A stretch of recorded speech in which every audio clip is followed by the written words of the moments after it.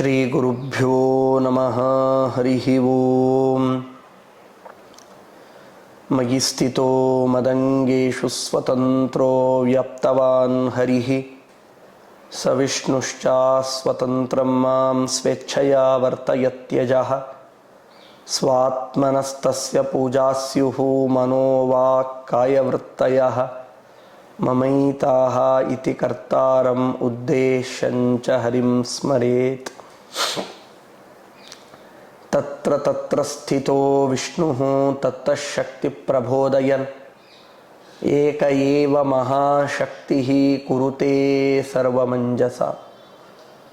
ಅಶೇಷ ವಾಗ್ಜಾಡ್ಯಮಲಾಪಹಂತ್ರಿ ನವಂ ನವಂ ಸ್ಪಷ್ಟ ಸುವಾಕ್ಪ್ರದಾಯಿನಿ ಮಮೇಹ ಜುಹ್ವಾಗ್ರ ಸುರಂಗ ನರ್ತಕಿ ಭವಪ್ರಸನ್ನ ವದನೆ ಚ ಮೇ ಶ್ರೀಃ.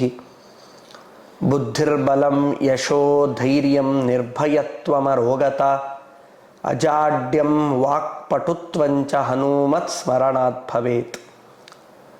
ನಮೋಸ್ತು ತಾತ್ವಿಕಾ ದೇವಾಃ ವಿಷ್ಣುಭಕ್ತಿಪರಾಯಣಾಃ ಭವಂತಶ್ಚ ಪ್ರಪನ್ನೋಹಂ ಭವಂತಶ್ಚ ಕೃಪಾಲವಃ ಧರ್ಮಮಾರ್ಗೇ ಪ್ರೇರಯಂತು ಭವಂತಃ ಸರ್ವ ಏವ ಹಿ.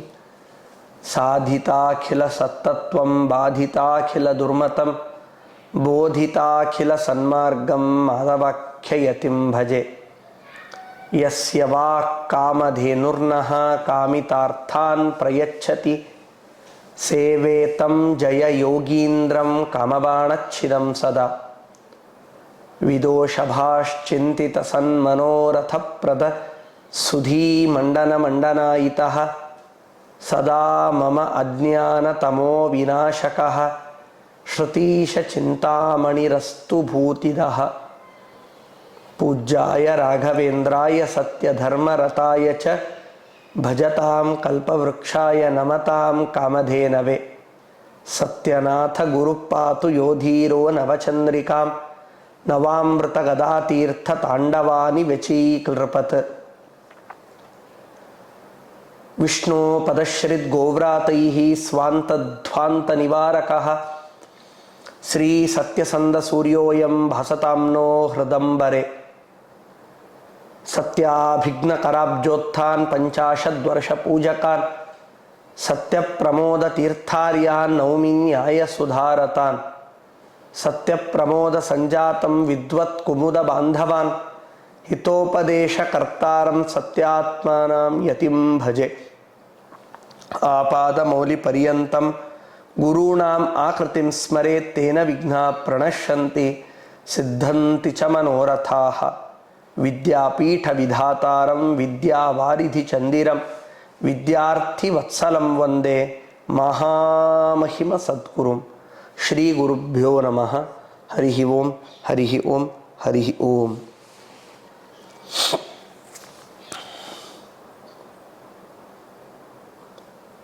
ಶರಣಾಗತ ರಕ್ಷಕನಾದ ಪರಮಾತ್ಮ ಯಾವ ರೀತಿಯಾಗಿ ಯಾರೆಲ್ಲ ತನ್ನನ್ನು ಆರ್ತರಾಗಿ ಬಂದು ಭಕ್ತಿಪೂರಿತವಾದ ಪ್ರಾರ್ಥನೆಯನ್ನು ಮಾಡ್ತಾರೋ ಅಂಥವರಿಗೆ ಅನುಗ್ರಹ ಮಾಡುವ ಸ್ವಭಾವವುಳ್ಳ ಹೇ ನಾರಾಯಣ,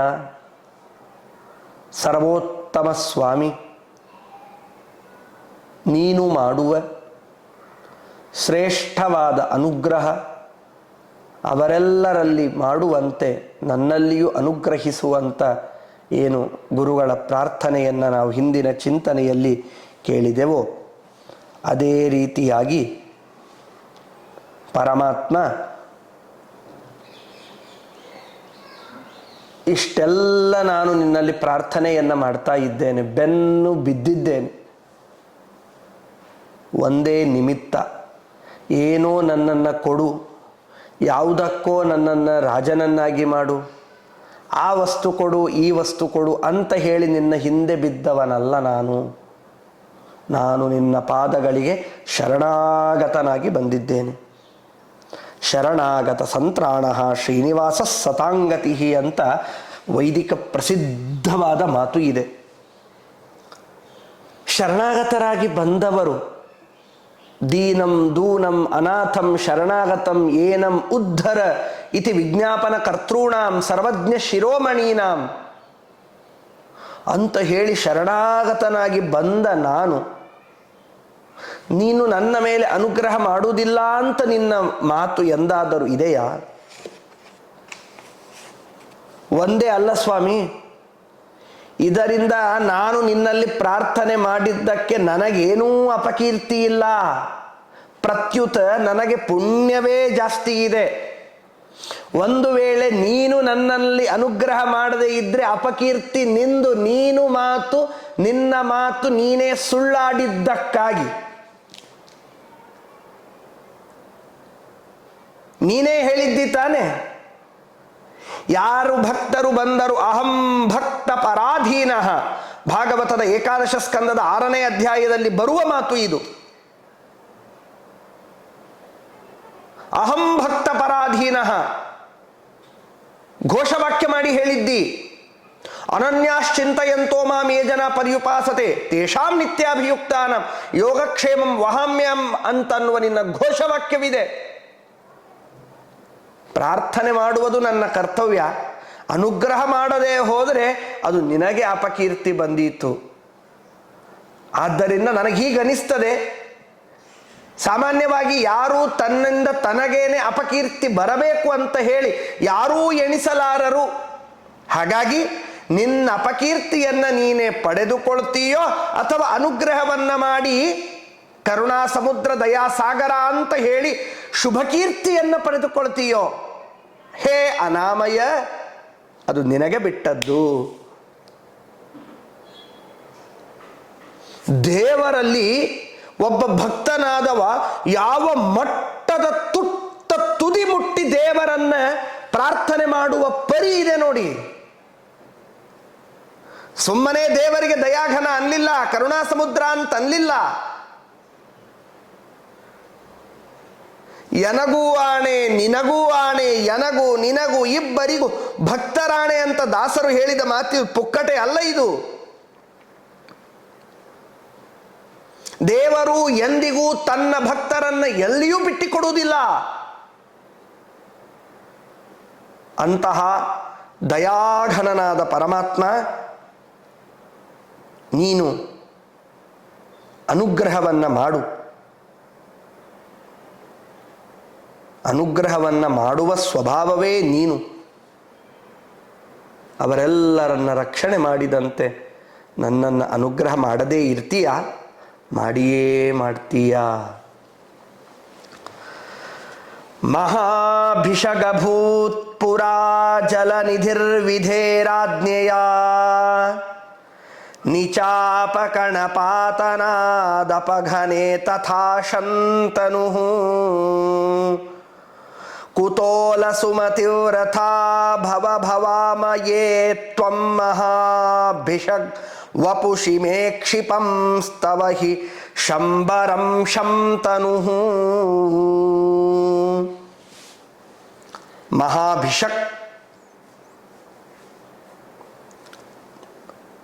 ಪುರಾ ಜಲನಿಧಿ ವಿಧೇಃ ಆಜ್ಞೆಯ ನಿಚಾಪಕಣಪಾತನಾತ್ ಅಪಘನೆ ತಥಾ ಶಂತನುಃ ಕುತಃ ಅಲಸಮತಿ ವ್ರಥ ಭವಭವಾಮಯೇ ತ್ವಂ ಮಹಾಭಿಷಕ್ ವಪುಷಿ ಮೇ ಕ್ಷಿಪ್ತಂ ಸ್ತವಹಿ ಶಂಬರಂ ಶಂತನುಃ. ಈ ಒಂದು ಚಿಂತನೆಯನ್ನು ತಿಳಿಯುವಾಗ ನಮಗೊಂದು ಕಥೆಯನ್ನು ನಾವು ಇಲ್ಲಿ ತಿಳಿದುಕೊಳ್ಳಬೇಕು. ಹಿಂದೆ ಹರಿವಂಶ ಹಾಗೂ ಭಾರತ ಪರ್ವ ಆದಿ ಪರ್ವಾದಿಗಳಲ್ಲಿ ಈ ಚಿಂತನೆ ನಮಗೆ ನೋಡಲಿಕ್ಕೆ ಸಿಗತ್ತೆ. ಹಿಂದೆ ಸಮುದ್ರ ರಾಜ ತನ್ನ ಪತ್ನಿಯಾದಂತಹ ಗಂಗೆಯ ಸಮೇತ ಕೂಡಿ ಆನಂದದಿಂದ ಇರುವಾಗ ಆ ಸಮುದ್ರದ ಒಂದು ಹನಿ ನೀರು ಬ್ರಹ್ಮದೇವರ ಮೇಲೆ ಬಿತ್ತು. ಆ ನಿಮಿತ್ತದಿಂದ ಬ್ರಹ್ಮದೇವರ ತಪಸ್ಸು ವಿಘ್ನ ಬಂದದ್ದರಿಂದ ಬ್ರಹ್ಮದೇವರು ಅವನಿಗೆ ಶಾಪವನ್ನು ಕೊಡ್ತಾರೆ. ನೀನು ಮಹಾಭಿಷಕ್ ಎನ್ನುವ ರಾಜನಾಗಿ ಜನಿಸು, ಮುಂದೆ ನೀನೇ ಶಂತನುವಾಗೂ ಜನಿಸ್ತೀಯ. ಇಲ್ಲೆಲ್ಲದರಲ್ಲಿ ನೀನು ಗಂಗಾದೇವಿಯನ್ನೇ ಪತ್ನಿಯನ್ನಾಗಿ ಮಾಡಿಕೊಳ್ತೀಯ. ಅಂದರೆ ಈ ಶ್ಲೋಕದಲ್ಲಿ ಹೇಳಿದ ಅರ್ಥ ಪ್ರಮೇಯ ಹೀಗಿದೆ. ನೀನು ಶಂತನು, ಹರಿವಂಶದಲ್ಲಿ ಬರುತ್ತಿದು. ಶಾಂತೋಸೀತಿ ಮಯೋಕ್ತಸ್ತ್ವಂ ಯಚ್ಛಾಸಿ ತನುತಾಂಗತಃ ಸುತನುರ್ಯಶಸಾಲೋಕೆ ಶಂತನುಸ್ತ್ವಂ ಭವಿಷ್ಯಸಿ. ಯಂ ಯಂ ಕರಾಭ್ಯಾಂ ಸ್ಪೃಶತಿ ಜೀರ್ಣಂ ಸ ಸುಖಮತ್ನುತೆ ಪುನರ್ಯುವಾಚ ಭವತಿ ತಸ್ಮಾತ್ತಂ ಶಂತನಂ ವಿದುಹು. ಹೀಗೆ ಅನೇಕ ವಿಷ್ಣು ಪುರಾಣ, ಭಾಗವತ, ಮಹಾಭಾರತ, ಆದಿಪರ್ವ, ಹರಿವಂಶ ಇತ್ಯಾದಿಗಳಲ್ಲೆಲ್ಲ ಕಡೆಗೂ ಕೂಡ ಈ ನೀನು ಶಂತನಹು ಅಂದ್ರೇನರ್ಥ? ಶಂತನುಹೂ ಭವ, ಶಂ ತನುಹೂ ಭವ. ಹೀಗೂ ಈ ಶಬ್ದ ಇಲ್ಲಿ ಬಿಡಿಸ್ಲಿಕ್ಕೆ ಸಾಧ್ಯವಿದೆ. ಬ್ರಹ್ಮದೇವರ ಶಾಪದ ನಿಮಿತ್ತದಿಂದ ನೀನು ಶಂತನುಹೂ ಆಗ್ತಿ. ಅದೇ ತರನಾಗಿ ನಾನು ನಿನ್ನ ಅಮೃತ ಸನ್ನಿಧಾನವುಳ್ಳ, ಅನಂತ ಸನ್ನಿಧಾನವುಳ್ಳ ಪ್ರತಿಮೆಗಳಲ್ಲಿ ನೀರಿಂದ ಅಭಿಷೇಕವನ್ನ ಮಾಡುವಾಗ ಮಯಿ ಶಂಬರಂ, ಇದರಿಂದಲೂ ನೀನೇನಾಗ್ತೀಯ? ಶಂತನುಹೂ ಆಗ್ತೀಯ. ಹಾಗಾಗಿ ಪರಮಾತ್ಮ, ನಾನು ನಿನ್ನಲ್ಲಿ ಮಾಡಿದಂತಹ ಏನು ಪ್ರಾಮಾಣಿಕವಾದಂತಹ ಭಕ್ತಿ ಇದೆ, ಆ ಪ್ರಾಮಾಣಿಕವಾದಂತಹ ಭಕ್ತಿಯನ್ನು ನೀನು ನೋಡಿ, ಪ್ರಾಮಾಣಿಕವಾದ ಭಕ್ತಿಯನ್ನು ನೋಡಿ ನೀನು ನನ್ನಲ್ಲಿ ಅನುಗ್ರಹವನ್ನು ಮಾಡುವಾಗ ಸುಖವಾದಂತಹ ಒಂದು ಅನುಗ್ರಹವನ್ನು ನೀನು ಮಾಡ್ತೀಯಾ. ಅದೇ ನಿನ್ನ ಶ್ರೇಷ್ಠವಾದಂತಹ ಕಾರುಣ್ಯ. ಆ ಕಾರುಣ್ಯಕ್ಕೆ ನಾನು ಶಂತನುಹೂ ಆಗ್ತೇನೆ.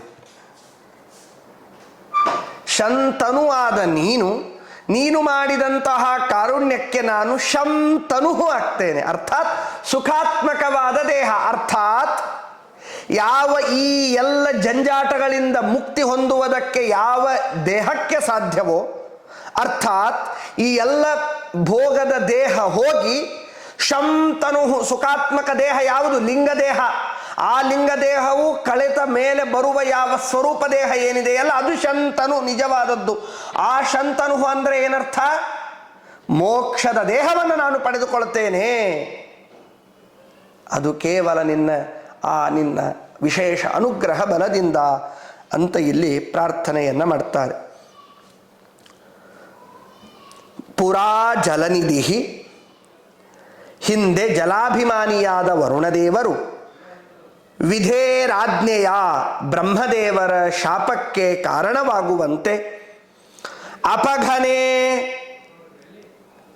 ಅವರ ಅಂಗದಲ್ಲಿ, ಅರ್ಥಾತ್ ಅವರ ಮೈ ಮೇಲೆ ಸಮುದ್ರದ ಒಂದು ಹನಿ ನೀರು ಬಿದ್ದದ್ದರ ನಿಮಿತ್ತದಿಂದ ನಿಜಾಪಕಣಪಾತನಾತ್, ಸ್ವಕೀಯ ಸಮುದ್ರದಿಂದ ನೀರಿನ ಬಿಂದು ಬಿದ್ದದ್ದರಿಂದ ಮಹಾಭಿಷಕ್ ಅಂತ ಹೆಸರು ಪಡೆದುಕೊಂಡವ. ಅದೇ ಸಮಯದಲ್ಲಿ ಬ್ರಹ್ಮದೇವರ ಸಭೆಯಲ್ಲಿ ನಿನ್ನ ಹೆಂಡತಿ ಅಕಸ್ಮಾತ್ತಾಗಿ ನಗ್ನಳಾದಾಗ ಅವಳನ್ನು ನೀನು ನೋಡಿದ್ದೀಯಾದ್ದರಿಂದಾಗಿ ಶಾಪರೂಪದಿಂದ ಏನು ಮಹಾಭಿಷಕ್ ಅನ್ನುವ ರಾಜ, ಅದೇ ರೀತಿಯಾಗಿ ಶಂತನು ಅಂತನ್ನುವ ರಾಜ ಅಲಸಮತಿ, ನನ್ನ ಉದ್ಧಾರದಲ್ಲಿ ಇರುವಂತಹ ಏನು ಈ ಆಲಸ್ಯ ಇದೆ, ಮುಂದೆ ನೋಡಿದರಾಯಿತು ಆಮೇಲೆ ನೋಡಿದರಾಯಿತು ಅನ್ನುವ ಏನು ನಿನ್ನ ವಿಚಾರವೇನಿದೆ ನನ್ನ ಮೇಲೆ ಅನುಗ್ರಹ ಮಾಡುವುದಕ್ಕಾಗಿ ಆ ತರನಾದ ಆಲಸ್ಯಮತಿ ನನ್ನ ಮೇಲೆ ತೋರಿಸಬೇಡ. ನೀನು ಹೀಗೆ ಒದ್ದಾಡಿ ಹೋಗ್ತಾ ಇದ್ದೇನೆ, ಜೀವನ ಸಾಕಾಗಿ ಹೋಗ್ತಾ ಇದೆ. ಒಂದು ಕ್ಷಣವು ನಿನ್ನಲ್ಲಿ ಪ್ರಾರ್ಥನೆ ಮಾಡಬೇಕು ಅಂತಾದರೆ ನಾನಾ ಥರನಾದಂತಹ ವಿಪಾಕಗಳು ಮನಸ್ಸಿನಲ್ಲಿ ಹುಟ್ಟುತ್ತಾ ಇವೆ. ಎಲ್ಲಿ ನಿನ್ನನ್ನು ನೋಡಲಿ ನಾನು, ಎಲ್ಲಿ ನಿನ್ನನ್ನು ಪ್ರಾರ್ಥನೆ ಮಾಡಲಿ? ಹೀಗಿರುವಾಗ ಹೇ ಪರಮಾತ್ಮ, ನೀನೆಂಥವ ಗೊತ್ತಾ? ಮಹಾಭಿಷಗ್ ವಪುಷಿ, ಅತ್ಯಂತ ಶ್ರೇಷ್ಠನಾದಂತಹ ನಿನ್ನ ಪರಮ ಪವಿತ್ರವಾದ ಏನು ಪ್ರತೀಕಗಳಿವೆ, ಶಾಲಗ್ರಾಮಾದಿ ನಿನ್ನ ಸನ್ನಿಧಾನದ ಉಳ್ಳ ಶಾಲಗ್ರಾಮಾದಿ ಪ್ರತೀಕಗಳೇನಿವೆ, ಅದೇ ರೀತಿಯಾಗಿ ಸ್ವಯಂ ನಿನ್ನಿಂದಲೇನೆ ಪೂಜಿತವಾದಂತಹ ಶ್ರೀಮದ್ ಆನಂದ ತೀರ್ಥ ಭಗವತ್ಪಾದಾಚಾರ್ಯರೇ ಮೊದಲಾದವರಿಂದ ಪೂಜಿತವಾದ ಅನಂತ ಸನ್ನಿಧಾನವುಳ್ಳಂತಹ ಏನು ಮೂಲ ರಾಮಚಂದ್ರ ದೇವರು, ಮೂಲ ಸೀತಾದೇವಿಯವರು, ದಿಗ್ವಿಜಯ ರಾಮದೇವರು, ಪ್ರಸನ್ನ ವಿಠ್ಠಲ ದೇವರು, ವಂಶರಾಮಚಂದ್ರ ದೇವರು, ವೇದವ್ಯಾಸ ದೇವರಿಂದ ದತ್ತವಾದ ಪ್ರತಿನಿತ್ಯವೂ ನಮ್ಮ ಗುರುಗಳು ಮೊದಲಾದವರೆಲ್ಲರೂ ಪೂಜೆ ಮಾಡಿದ ಉತ್ತರಾದಿ ಮಠದಲ್ಲಿ ಇರುವ ಈ ಎಲ್ಲ ಪ್ರತೀಕಗಳಿಗೆ ನಾನು ಅಭಿಷೇಕವನ್ನ ಮಾಡುವಾಗ ಯಾವ ನಿನ್ನ ಅನಂತ ಸನ್ನಿಧಾನದ ಸ್ಮರಣೆಯನ್ನ ಮಾಡ್ತೇನೋ ಆ ಎಲ್ಲ ಸ್ಮರಣೆ, ಆ ಎಲ್ಲ ಅನುಸಂಧಾನ, ಆ ಎಲ್ಲ ಉಪಕಾರ ಮಾಡಿದವನು ನಾನು. ಆದ್ದರಿಂದ ನನ್ನನ್ನ ಶಂತನುಹು ಮಾಡು, ಶಂತನುಹು ಮಾಡು ನೀನು. ಸುಖಸ್ವರೂಪ ಅರ್ಥಾತ್ ನಿನ್ನ ನಾಮಸ್ಮರಣೆ ಎನ್ನುವ ಸುಖ ನಾನು ಅನುಭವಿಸೆಯಂತೆ ಆಗಬೇಕು. ಪರಮಾತ್ಮ, ಈ ಭವರೋಗ ಬಹಳ ಉಪಟಳವಾಡ್ತಾ ಇದೆ, ನಾನಾ ಥರವಾದ ತೊಂದರೆಗೆ ಈಡು ಮಾಡ್ತಾ ಇದೆ, ಅವುಗಳನ್ನೆಲ್ಲವನ್ನ ದೂರು ಮಾಡು, ಅನುಗ್ರಹವನ್ನ ಮಾಡು ಅಂತ ಇಲ್ಲಿ ಪ್ರಾರ್ಥನೆಯನ್ನ ಮಾಡ್ತಾರೆ. ಅದೇ ತರನಾಗಿ ಹೇ ಕೃಪಾ ಸಮುದ್ರ,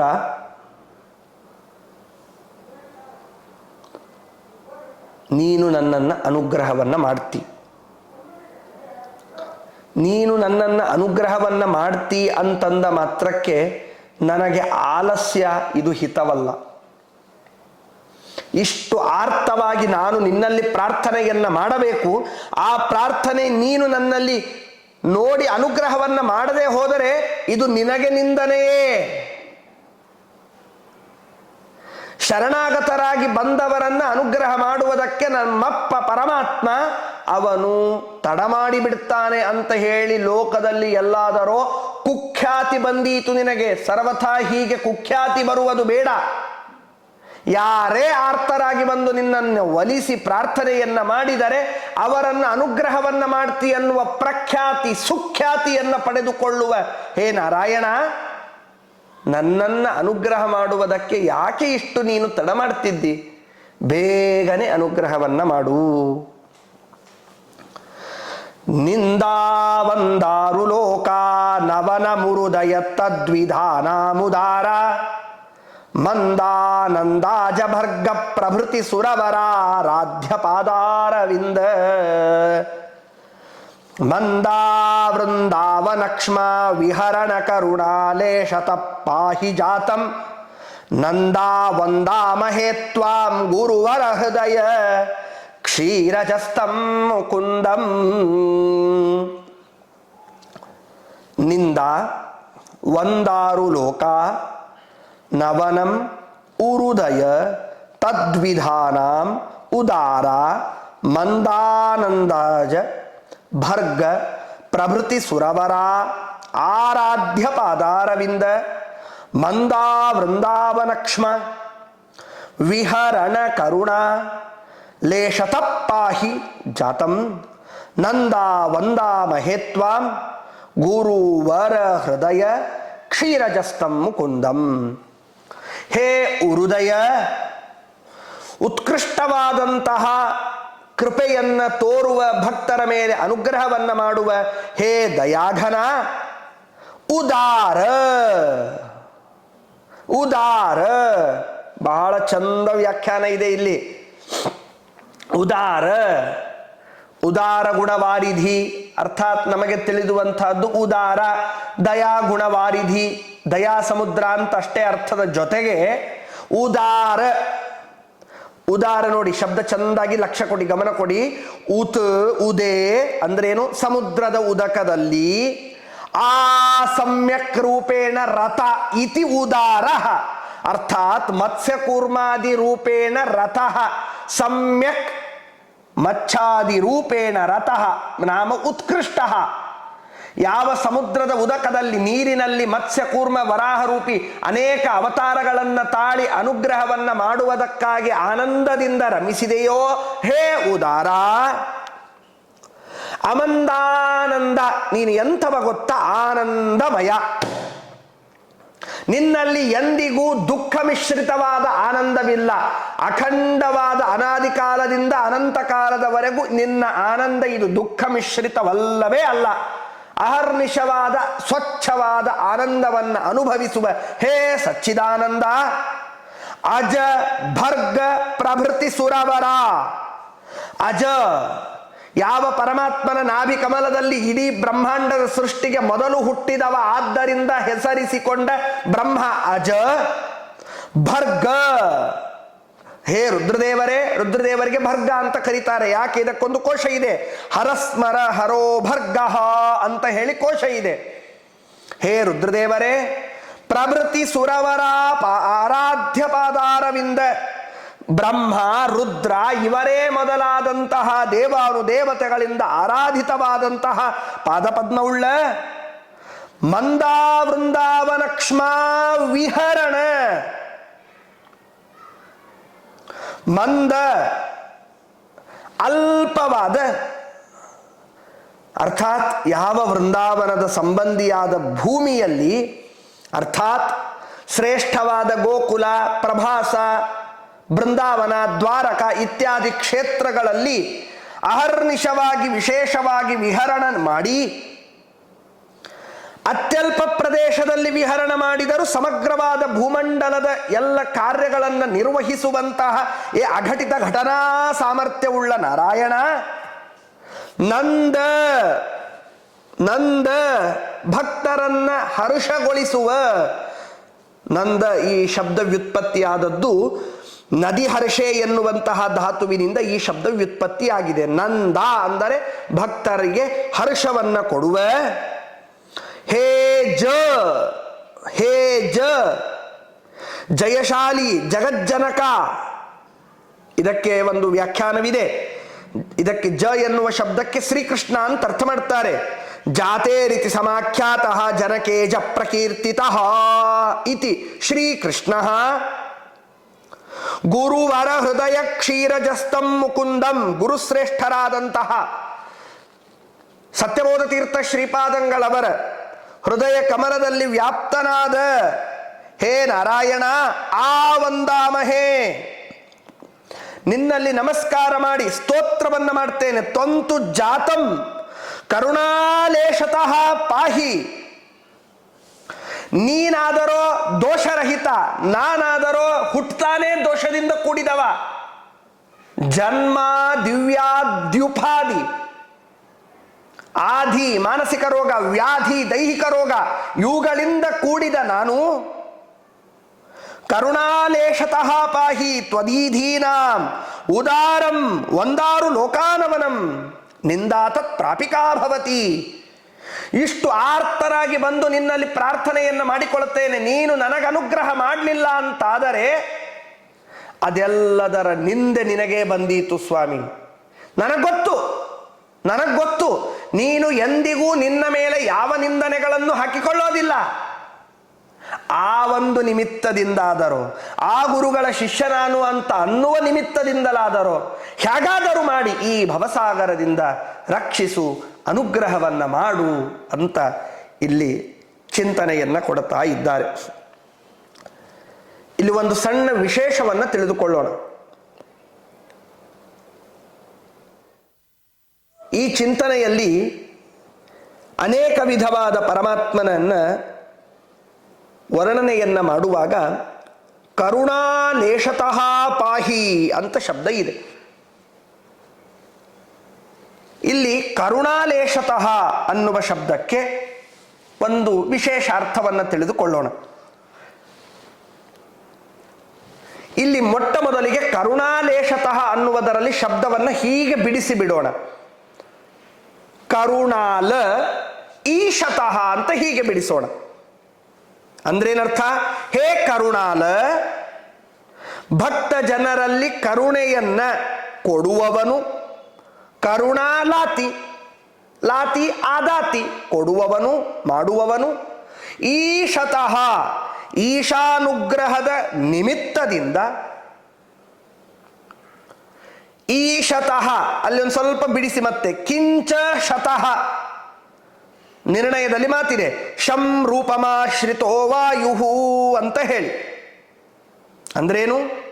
ವಾಯುದೇವರ ಅನುಗ್ರಹವೂ ಕೂಡ ಕರುಣಾಲೆ ಕಹ. ಅಂದ್ರೇನು? ವಾಯುದೇವರಗಿಂತ ಅನುಗ್ರಹ ಮಾಡುವವರು ಜಗತ್ತಿನಲ್ಲಿ ಜೀವರಾಶಿಗಳಿಗೆ ಇನ್ನೊಬ್ಬರು ಯಾರು? ಹೇಗೆ ಅನುಗ್ರಹ ಹೇಳಿ? ಪ್ರತಿಯೊಬ್ಬ ಜೀವರಾಶಿಯಲ್ಲಿ ಇದ್ದು ಅವರವರು ಮಾಡುವಂತಹ ಶ್ವಾಸವೇನಿದೆ ಅದೆಲ್ಲವೂ ತಾವು ನಮ್ಮಲ್ಲಿ ನಿಂತು ಮಾಡಿ ನಮಗಾಗಿ ಅನುಗ್ರಹ ಮಾಡುವುದಕ್ಕೆ ಪ್ರಾರ್ಥನೆ ಮಾಡುವವರು ತಾನೆ. ಅಂತೆಯೇ ಅವರಿಗೆ ಮುಖ್ಯ ಪ್ರಾಣ ಅಂತ ಹೆಸರು. ಅಂತಹ ವಾಯುದೇವರು ನನ್ನಲ್ಲಿ ನಿಂತು ನಿನ್ನಲ್ಲಿ ಪ್ರಾರ್ಥನೆ ಮಾಡಿಕೊಳ್ತಾರೆ. ಆ ಒಂದು ನಿಮಿತ್ತದಿಂದಲಾದರೋ ಹೇ ಕರುಣಾಲೇಶತಃ ಪಾಹಿ, ಅನುಗ್ರಹವನ್ನು ಮಾಡು ಪರಮಾತ್ಮ. ಈ ರೀತಿಯಾಗಿ ಇಲ್ಲಿ ವಿಶೇಷವಾದ ಚಿಂತನೆಯನ್ನು ನಾವು ಇಲ್ಲಿ ನೋಡಲಿಕ್ಕೆ ಸಾಧ್ಯವಿದೆ. ಹೇಳುವ ತಾತ್ಪರ್ಯ, ದೇವರು ನಮಗೆ ಅನುಗ್ರಹ ಮಾಡಿಯೇ ಮಾಡ್ತಾನೆ. ಆದರೆ ಅವನಿಗೆ ಏನೋ ಒಂದು ಕೇಳಿಯೋ ಹೇಳಿಯೋ ಅನುಗ್ರಹ ಮಾಡು ನನಗೆ ಅಂತ ಬೇಡುವುದು ಬೇಡ. ಅನುಗ್ರಹವನ್ನು ಮಾಡು. ಅಷ್ಟೇ ಅಲ್ಲ, ನೀನು ನನ್ನವ ಅಂತ ತಿಳಿದು ಅನುಗ್ರಹ ಮಾಡು. ಇಲ್ಲದೆ ಹೋದರೆ ಅದು ನಿನಗೇ ಅಪವಾದಕ್ಕೆ ಕಾರಣ ಆಗತ್ತೆ. ಅಂತಹ ಅಪವಾದ ತನ್ನಲ್ಲಿ ಎಂದಿಗೂ ಇಟ್ಟುಕೊಳ್ಳೋದಿಲ್ಲ ಪರಮಾತ್ಮ. ಆ ಭಕ್ತ ಪರಾಧೀನನಾದ ಪರಮಾತ್ಮನಿಗೆ ನಾವು ಪ್ರಾಮಾಣಿಕವಾದ ಪ್ರಾರ್ಥನೆ ಮಾಡುವುದೊಂದು ಕಾರಣವಿದೆ. ಅದನ್ನು ಮಾಡುವಂತೆ ಅನುಗ್ರಹ ಮಾಡು. ಶ್ರೀಕೃಷ್ಣಾರ್ಪಣಮಸ್ತು. ಹರಯೇ ನಮಃ.